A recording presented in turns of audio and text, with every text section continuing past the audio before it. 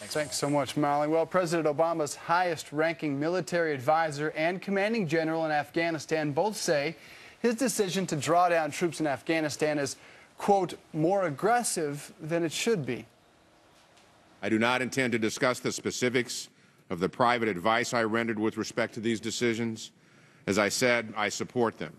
What I can tell you is the President's decisions are more aggressive and incur more risk than I was originally prepared to accept. The ultimate decision was a more aggressive formulation, if you will, in terms of the timeline than what we had recommended. With both al-Qaeda and the Taliban on the run, is this really the right time to be reducing our forces, or is it the perfect time? Jeff Dressler is a senior research analyst at the Institute for the Study of War.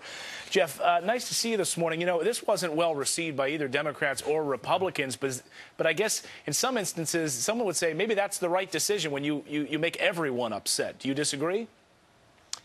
Well, look, I don't know. I mean, you know, judging by what our senior commanders have said is that they preferred a little bit slower drawdown, less troops, and keeping them there as long as possible. And quite frankly, you know, the best policy is to give our military commanders as much flexibility as we can, pursuing the objectives that the President laid out. And frankly, what this means is that there's going to be more risk to the mission. It was already a risky mission, but now we're going to add some more risk to it. But ultimately, you know, General Petraeus said that he still thinks the mission's doable. And so he's going to salute smartly and carry out the President's decision. Some argue that it's not our troops nor the Afghan troops that are most important here, that it's actually Pakistan and what they do going forward that will determine where Afghanistan goes from here. But I'm curious your take on why did he make this decision? Is this, in your opinion, based on politics? Look, I don't know what was behind the President's calculus. I do know that, you know, the military commanders offer their recommendations. You know, with respect to Pakistan, I mean, I think that we've had a tumultuous relationship over the past 10 years. They continue to support insurgent groups operating in Afghanistan. And the best way to try to break that support is to pressure those groups from Afghanistan. And I think that now with the prospects of a large withdrawal looming, Pakistan may look to actually increase their support for those groups, which obviously is not going to bode well for the effort in the south and the east of Afghanistan. Interesting. We've also heard about al-Qaeda being basically decimated in Afghanistan, but the Taliban, we've heard reports, sitting and waiting. So what message does this send to the Taliban?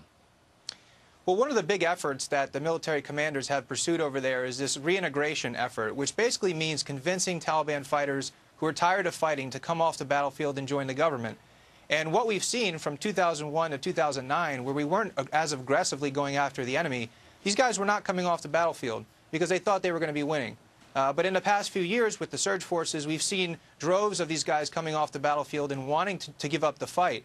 I think now, you know, if we look at taking the pressure, the military pressure off of these groups, it might be less likely that they do come in. And that's a big part of this policy going forward is a reintegration effort. And so it's going to be interesting to see where that goes.